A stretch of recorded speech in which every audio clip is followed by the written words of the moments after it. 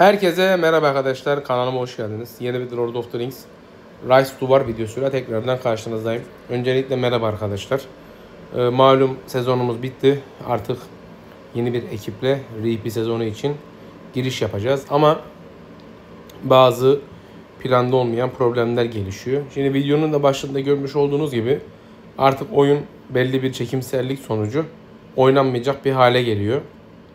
Bunun nedenini bu video olarak yapıp bugün paylaşmak isterim ki belki oyunu yöneten yöneticiler, belki birileri bu videoyu görür. İngilizce altyazı da var.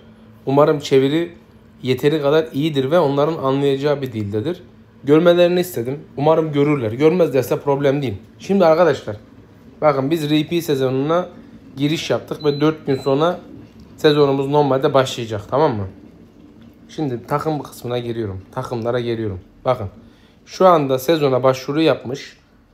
Erebor'da 1, 2 biz, ikinci biz.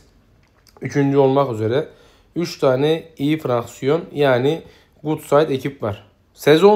Şu an sezonda kötü ekip olarak yani ever olarak 1, 2, 3, 4, 5, 6, 7 tane ekip var. Hadi 7.'yi sayma, boş ver, çöp. Bunun dışında dışarıda bekleyen benim bildiğim, isimlerini tam hatırlamıyorum. Herhalde birisi HaHa ekibi, diğerisi Golo yanılmıyorsam. Bunun gibi birkaç tane daha var, tam bilmiyorum.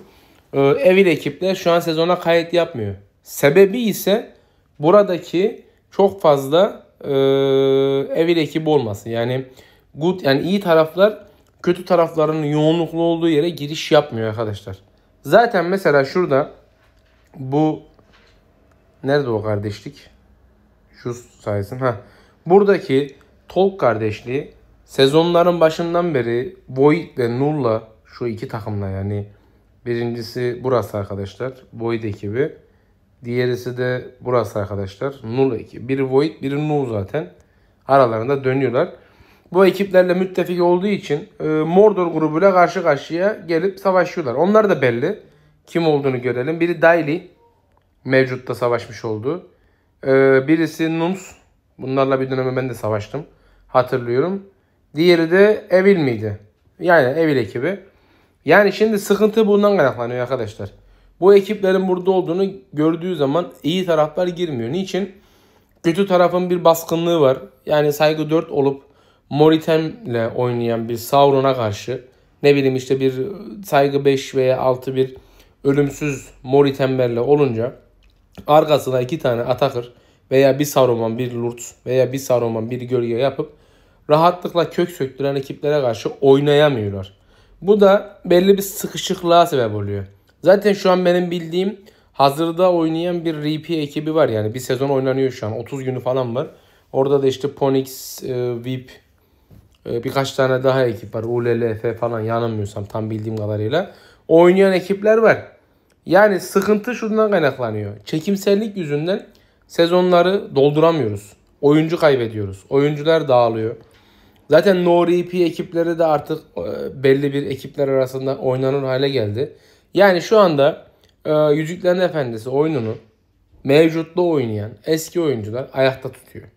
Yani şurada oyun oynayan toplasa 1500 tane oyuncu var. Hadi diyelim 2000 tane. Bu oyuncular da olmasa koskoca bir oyun kapanacak pozisyonuna gelecek. Zaten oyunu zamanında sattılar Çinlilere. Çinliler de işte kendi kafalarına göre bir şeyler yapıyor. Yani bu durumun böyle gitmeyeceğini göstermek için böyle bir video hazırladım. Bu videoyu da zaten bugün pazar, bugün çekip bugün yayınlayacağım. Umarım yönetici gruplarına gider. Oyuna bir denge gelmesi lazım. Oyunda ilk zamanlardaki gibi bir kolaylaştırma gelmesi lazım. Yani insanlar altın item elde etmek için mevcut özel sandıkları bekliyor. 100 tane açıp 7 tane veya 6 tane anca elde edebiliyor. Ki zaten artık oyundaki mor itemlerin zerre değeri yok. Yani ha mavi gelmiş ha mor gelmiş. Tamamen o moddayız şu anda. Yani oyunda iki çeşit denge lazım. Birincisi item kolaylığı.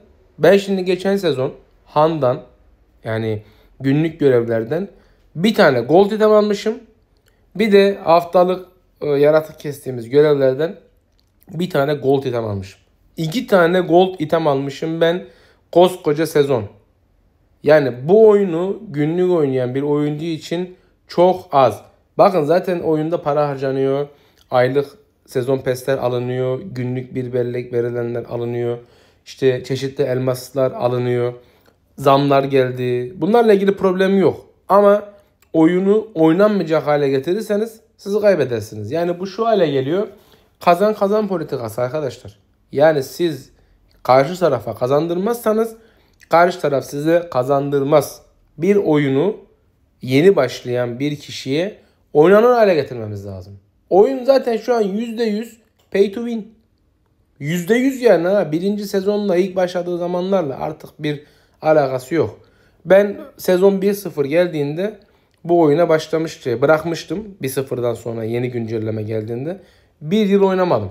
Bir yıl sonra çeşitli güncellemeler geldi. Çeşitli toparlamalar geldi. Tekrardan başladım UTTP ekibiyle. Bir sezon RP, 2 sezon no RP oynadım. RP'den zevk aldım yenilmemize rağmen. No RP ile de zaten rezil olduk. Yine de yaklaşık 3 milyon liyakat kasabildim. Ama karşılığında bir şey alamadım. Bir keyif vermedi, bir heyecan vermedi. Ve böyle devam ederse ben kendim bir bireysel oyuncu olarak kendi adıma konuşuyorum. Benim bu sezon son olacak. Yani bu sezonda oynarım. Hadi belki bir sezon daha oynarım. Ondan sonra kesinlikle ve kesinlikle bu tarz mobil oyunlara bulaşmayacağımı belirtebilirim arkadaşlar. Yani biz burada emek veriyoruz, oyun oynuyoruz. Mücadele veriyoruz zevk almak için. Bu şekilde oynayan bir sürü oyuncu var. Bu oyunun belli bir oynanır hale gelmesi lazım.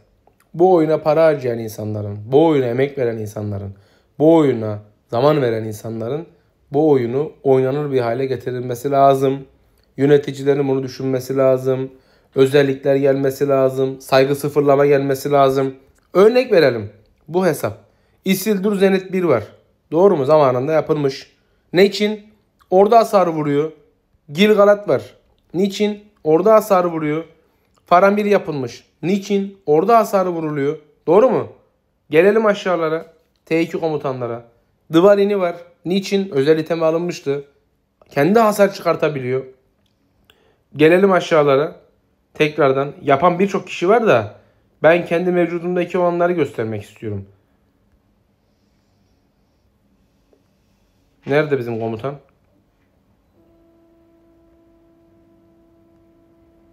Allah Allah.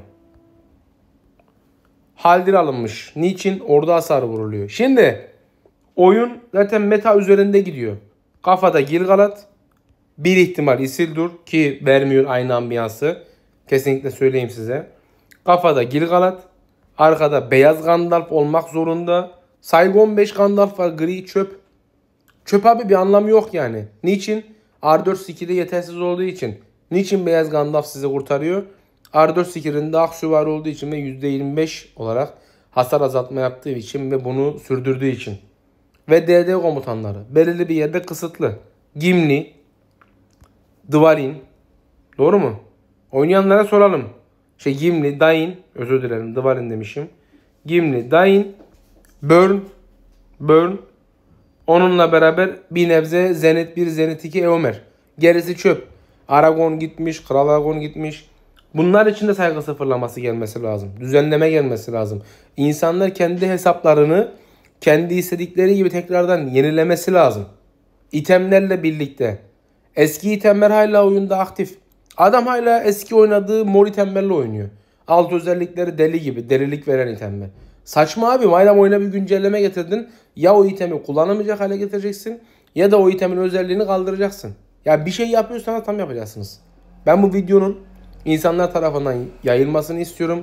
İnsanlar tarafından insanlara ulaşılmasını istiyorum. Ve kurucuların bunu toparlar hale getirmesini istiyorum arkadaşlar. Bu konuda aşırı derecede ısrarcıyım ve kızgınım. Bunun düzelmesi lazım ki Yüzüklerin Efendisi oyununun belli bir hale gelmesi için. Bu şekilde yürürlüğü çok zor yani. Kendinize iyi bakın arkadaşlar. Hepinize iyi pazarlar diliyorum. Görüşmek üzere.